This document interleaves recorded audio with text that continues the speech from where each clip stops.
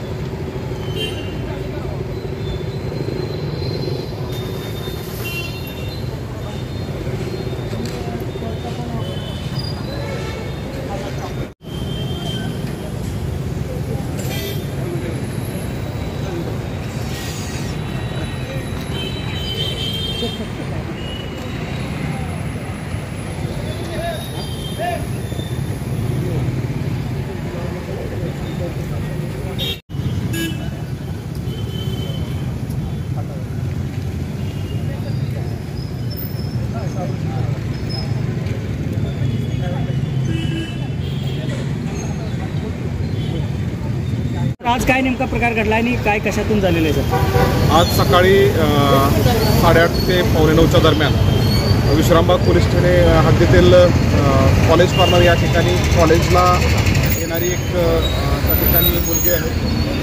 तिचा प्रेमविवाह झालेला आहे आणि ती तिच्या गावावरून इथं आल्यानंतर तिच्या पतीनं ती कॉलेजला जात असताना कॉलेज कॉर्नर या ठिकाणी अडवून चाकूने हल्ला केलेला आहे।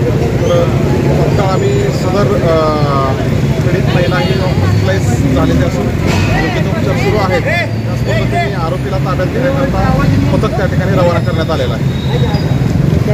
घरगुती कारणातूनच आहे असं प्राथमिक काय? पती आणि पत्नींमधला हा वाद असून त्या ठिकाणी आणखी सखोल तपासामध्ये नेमकं मारहाण करण्याचं आणि या हल्ला करण्याचं कारण काय ते समजून येईल। आपण फिर्याद दिली संबंधित पीडितेची नाही, सदर पीडित मुलीची आई त्या ठिकाणी फिर्याद देण्यासाठी आलेली आहे। फिर्याद देण्याचं काम सुरू आहे।